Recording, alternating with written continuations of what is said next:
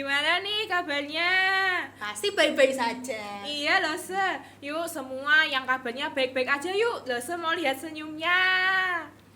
Wah, udah senyum semua nih loh, Iya loh Se, kalau udah senyum semua berarti tandanya udah siap semua ya memuji Tuhan. Nah anak-anak, sebelum kita memuji Tuhan, yuk semuanya kita mau berdoa terlebih dahulu. Mari kita berdoa. Tuhan Yesus, terima kasih ya Tuhan atas berkat-Mu, atas kasih-Mu pada setiap kami. Ya Tuhan, sebentar kami akan memulai ibadah kami, kiranya Engkau yang akan memimpin ibadah kami dari awal hingga akhirnya. Terima kasih Tuhan, berikanlah kami sukacita. Dalam nama Tuhan Yesus kami sudah berdoa. Amin. Amin. Nah anak-anak, tadi kan kita sudah menyapa Tuhan Yesus. Sekarang kita mau menyapa Tuhan Yesus lagi lewat pujian Selamat Pagi Bapak.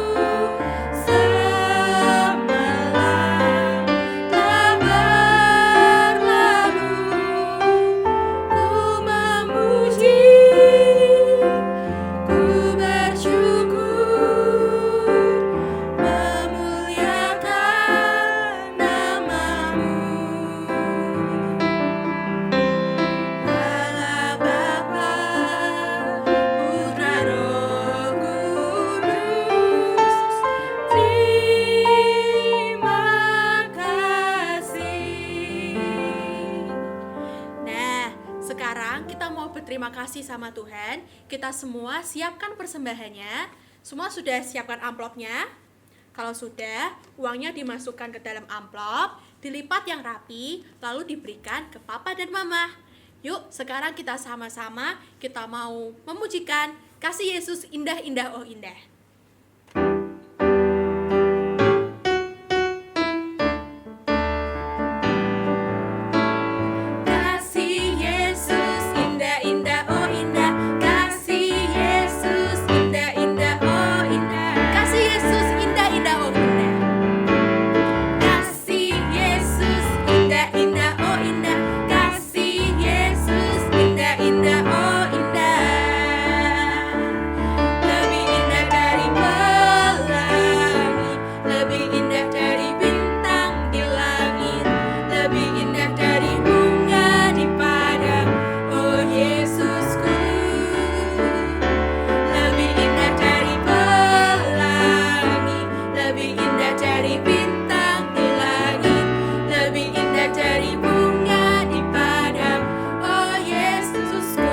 Lebih indah dari apa? Lebih indah dari pelangi, lebih indah dari bintang di langit, lebih indah dari bunga di padang, oh Yesusku.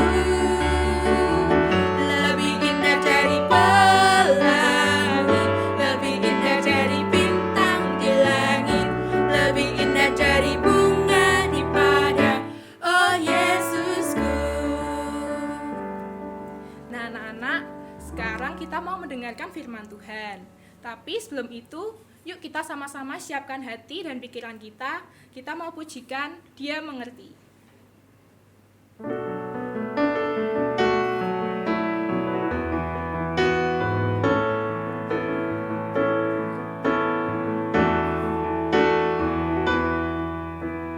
Terkadang kita merasa tak ada jalan terbuka, tak ada lagi waktu, terlambat sudah. Tuhan tak pernah berdosa. Tuhan tak pernah berdusta. Dia selalu pegang janjinya. Bagi orang percaya, mujizat nyata.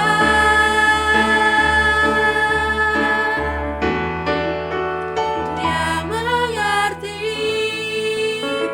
Dia peduli persoalan yang sedang terjadi. Dia mengerti, Dia peduli persoalan yang kita alami. Namun satu yang Dia minta, agar kita percaya, sampai mujizat menjadi nyata. Dia mengerti, Dia mengerti, Dia peduli persoalan yang sedang terjadi. Dia mengerti, Dia peduli persoalan yang kita alami. Namun satu yang Dia minta, agar kita percaya, sampai mujizat menjadi nyata.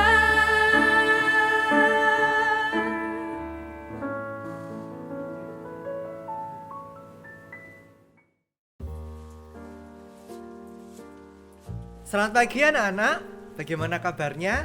Loseteo yakin kalian semua dalam keadaan yang sangat baik. Kenapa? Karena Tuhan masih tetap menyertai setiap kita. Hari ini kita akan bersama-sama belajar firman Tuhan. Untuk itu, mari kita berdoa. Lipat tangan, matanya ditutup, kita mau bicara dengan Tuhan. Bapa di surga, kami bersyukur kepadamu karena Engkau begitu baik dalam hidup kami. Terima kasih karena Tuhan sudah memimpin kami sehingga kami bisa beribadah kembali.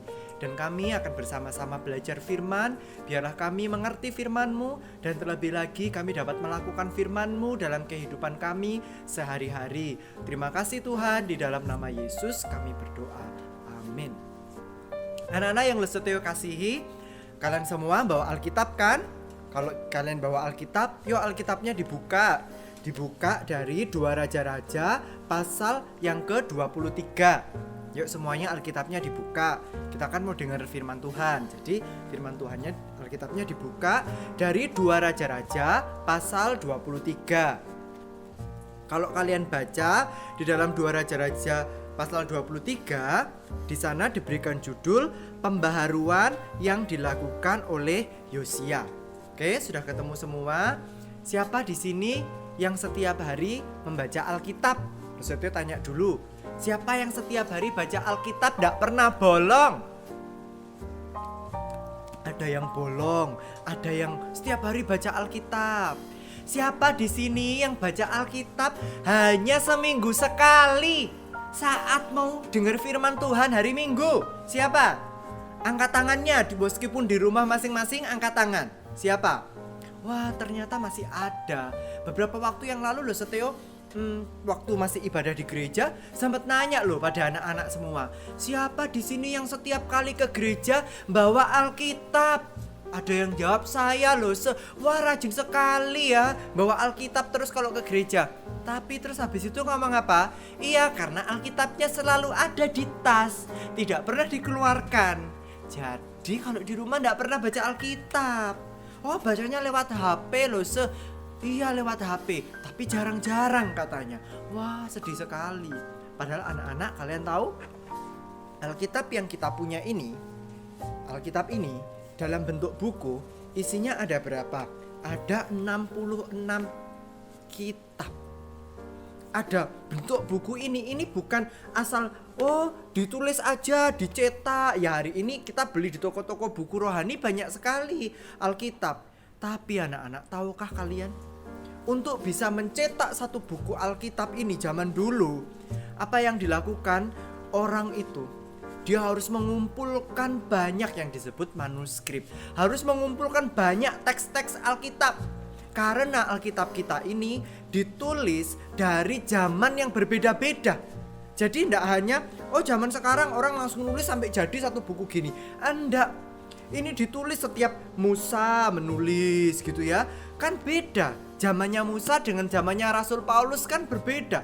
Ada ribuan tahun perbedaannya. Jadi orang zaman dulu mereka mengumpulkan tulisan-tulisan yang disebut manuskrip itu, kemudian digabungkan menjadi satu. Mengumpulkannya berapa tahun? Setahun, 2 tahun? Tidak cukup. Untuk bisa mencetak satu buku Alkitab ini, kemudian sama hamba-hamba Tuhan zaman dahulu kala itu disahkan. Yang disebut proses kanonisasi itu disahkan butuh waktu ratusan tahun anak-anak. Bayangkan mungkin sampai orang yang pertama menerjemahkan Alkitab sampai sudah meninggal. Tapi proses penerjemahannya masih diuji lagi, bener ndak? Mungkin begitu ya. Bahkan ada di dalam sejarah dicatat orang yang menerjemahkan Alkitab dalam bahasa aslinya diterjemahkan supaya bisa dimengerti.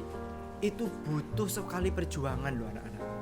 Ada orang yang sampai dilarang oleh pemerintah zaman dulu, sampai dia dihukum mati. Demi apa? Demi menerjemahkan Alkitab. Hari ini kita sudah dapat bentuknya Alkitab, sudah berbentuk buku lengkap 66 kitab. Kemudian dalam terjemahan bahasa Indonesia banyak Alkitab diterjemahkan banyak sekali. Untuk apa? Supaya kita bisa membaca Alkitab, supaya kita bisa mengerti firman Tuhan, dan supaya apa? Supaya kita bisa melakukan firman dengan benar karena kita bisa mengerti firman. Untuk itu hari ini anak-anak, kita belajar dari kisah Raja Yosia. Ada kaitannya dengan firman Tuhan, ada kaitannya dengan Alkitab nanti. Dari yang kita baca di dalam 2 Raja-Raja 23 tadi. Pertanyaannya, siapa Raja Yosia itu? Kalian ingat minggu lalu kita cerita tentang siapa? Raja Manasye. Yosia atau Raja Yosia ini, dia adalah cucu Raja Manasye. Raja Manasye yang jahat, yang minggu lalu kita belajar dia itu sangat jahat. Dia punya anak namanya Amon ya. Kemudian Raja Amon ini memiliki anak lagi yang bernama Raja Yosia. Raja Manasye dan juga Raja Amon itu adalah 2 raja yang jahat. Tetapi Raja Yosia berbeda. Kenapa kok dia bisa berbeda? Anak-anak, kalau Raja Manasye diangkat jadi raja umur berapa? Kemarin umur berapa? 12 tahun. Raja Yosia lebih kecil lagi. Dia diangkat menjadi raja umur 8 tahun. Siapa di antara kalian yang umurnya masih 8 tahun? Kan masih kecil, masih imut-imut. Ini jadi raja, ya ampun, rajanya itu anak-anak. Pasti banyak pendampingnya, banyak penasehatnya. Syukur kepada Tuhan, Raja Yosia, dia selalu berkumpul dengan imam atau hamba Tuhan yang disebut Imam Hilkia. Hamba Tuhan ini mendidik Raja Yosia dengan firman. Penting loh firman Tuhan. Dididik sejak kecil oleh firman Tuhan. Dia diajari firman oleh Imam Hilkia, oleh hamba-hamba Tuhan pada waktu itu. Sehingga Raja Yosia bertumbuh menjadi raja yang baik, sekalipun dia punya papa dan punya kakek yang jahat di hadapan Tuhan. Tapi Raja Yosia dia bertumbuh menjadi raja yang baik. Kenapa kok dia bertumbuh jadi raja yang baik? Karena dia bergaul dengan firman Tuhan. Dia belajar firman Tuhan di bawah bimbingan hamba-hamba Tuhan pada waktu itu. Lantas, apa yang dilakukan oleh Raja Yosia? Selama dia memerintah, dia tahu betul bahwa Tuhan yang harus disembah itu adalah Tuhan Allah yang hidup, Allah Yahweh itu, Allah yang sama dengan Allah kita hari ini. Bukan berhala-berhala. Akhirnya apa yang dilakukan oleh Raja Yosia? Dia berusaha memperbaiki peribadatan orang Israel. Suatu kali anak-anak, Raja Yosia ini mendapatkan berita dari Imam Hilkiah bahwa di bait suci, kalian tahu bait suci itu apa? Tempat ibadah orang Israel. Di bait suci ditemukan sesuatu. Apa itu?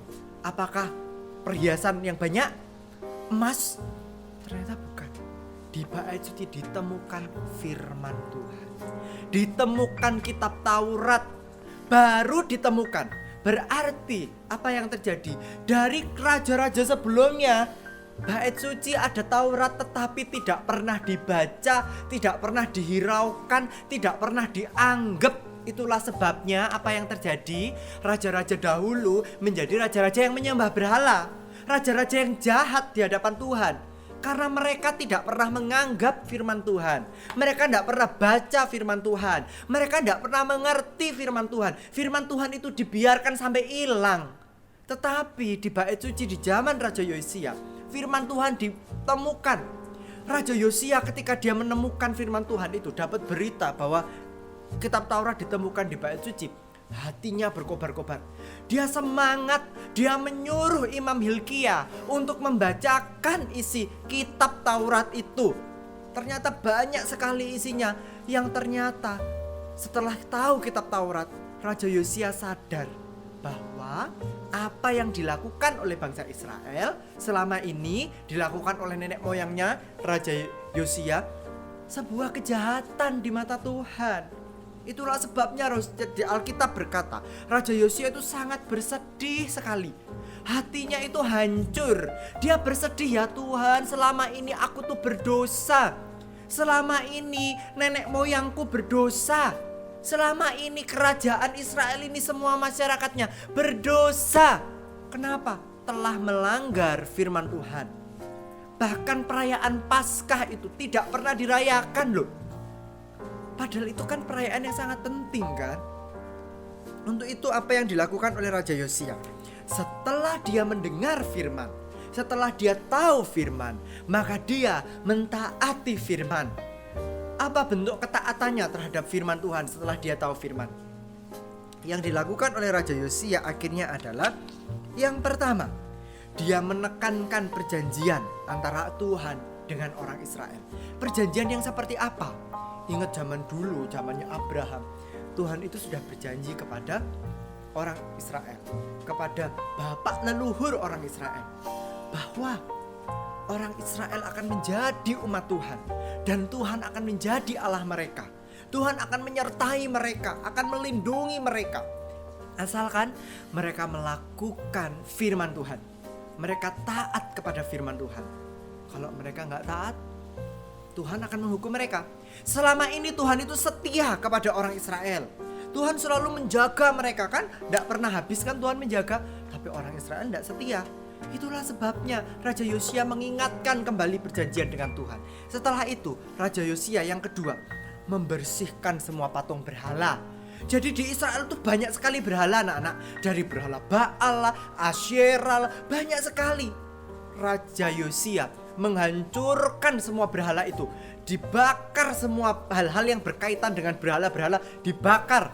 Semua pegawai-pegawai untuk menyembah berhala, imamnya berhala, dipecat semua sama Raja Yosia.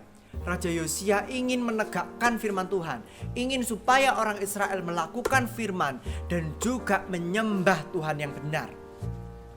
Kenapa Raja Yosia bisa melakukan itu? Kuncinya adalah apa tadi? Firman Tuhan. Hanya firman Tuhan yang bisa mengubah seseorang. Hanya firman Tuhan yang bisa membuat hidup kita ini menjadi benar, anak-anak. Untuk itu penting sekali kita selalu membaca firman Tuhan. Hari ini dari pelajaran Raja Yosia kita diingatkan loh, penting firman Tuhan itu. Jadi kalau kalian di rumah masih males baca Alkitab, masih suka baca Alkitab seminggu sekali, bikin renungan seminggu sekali, apalagi masa pandemi ini. Ayo, bukankah renungannya nggak pernah diminta lagi di gereja? Kalian tanggung jawab sendiri loh di hadapan Tuhan. Bikin renungan baca Alkitab atau enggak? Mungkin sesekali losenya bertanya, ayo renungannya dikerjakan apa belum? Losenya mengingatkan, ayo renungannya dikerjakan. Ayo Bapak Ibu orang tua ambil renungannya di gereja. Tapi kalau kita tidak pernah memperhatikan kehidupan secara rohani, kalau kita akan renungannya nggak dikumpulkan, jadi ya udahlah, aku kerjakan nggak dikerjakan, losenya nggak tahu. Tuhan tahu loh. Untuk itu tanggung jawab kita sebagai anak Tuhan, kita nggak bisa untuk hidup jadi bener secara otomatis berubah kayak apa namanya superhero gitu, tiba-tiba berubah jadi kuat. Kita nggak bisa tanpa kita setiap hari menyiram, memupuk hidup kita ini dengan firman Tuhan. Jadi kalau di rumah setiap hari kalian harus baca Alkitab. Mungkin orang tuanya tidak mengingatkan kalian, ya tidak apa-apa, anak-anak yang ingatkan orang tua untuk baca Alkitab. Atau mungkin mama papanya sudah mengingatkan terus, kalian masih bandel, masih tidak mau baca Alkitab, masih bentar, nanti dulu, ujung-ujungnya kalau sudah malam ngantuk. Kalau sudah begitu, berarti kita tidak memandang Alkitab sebagai sesuatu yang sangat penting. Bayangkan Raja Yosia aja dia sampai seperti itu loh terhadap firman. Apalagi kita juga harus seperti itu. Harus benar-benar membaca firman Tuhan. Bukan hanya membaca, melakukan firman Tuhan. Loloso kan gak ngerti baca Alkitab. Ini ceritanya loh tentang raja-raja. Terus aku harus ngapain? Iya, memang cerita Alkitab ada kalanya sulit untuk dimengerti. Loh Seteo aja juga kadang waktu baca Alkitab bisa gak ngerti. Waduh ini piye ya? Ini maksudnya apa ya? Kadang itu juga bisa gak ngerti loh. Apalagi anak-anak. Bisa juga tidak mengerti firman. Tapi jangan salah, ini bukan bacaan biasa. Ini adalah firman Tuhan. Ketika kita membaca, terus kita kok aku tidak mudeng ya? Ya tidak apa-apa, dibaca terus aja. Dibaca terus. Kalau nggak mudeng, kalian bisa tanya orang tua, kalian bisa tanya kepada lose gitu. Tidak apa-apa. Tapi kalau seandainya kita baca tidak mudeng, tidak apa-apa, dibaca terus.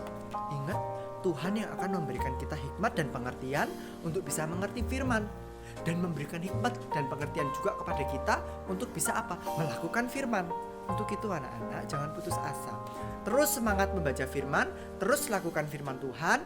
Karena melalui firman kita akan dituntun untuk menjadi hidup yang lebih benar. Kita bisa menyembah Tuhan dengan benar ketika kita melakukan firman Tuhan, ketika kita hidup di dalam firman. Amin. Mari kita berdoa. Tuhan Yesus yang baik, terima kasih karena Tuhan memberikan kami firman-Mu setiap hari dalam bentuk buku yang bisa kami baca, bahkan bisa kami masukkan menjadi aplikasi di dalam handphone kami. Terima kasih Tuhan, Engkau begitu memberikan banyak kesempatan bagi kami untuk bisa belajar firman. Untuk itu ajarlah kami Tuhan untuk tetap mengerti firman. Berikan kami semangat untuk bisa melakukan firman, sehingga dalam kehidupan kami bisa menjadi anak-anak yang setia, anak-anak yang bisa menyembah Tuhan dengan benar, yaitu ketika kami melakukan firman Tuhan. Terima kasih Tuhan, di dalam nama Tuhan Yesus kami berdoa. Amin. Tuhan Yesus memberkati kita.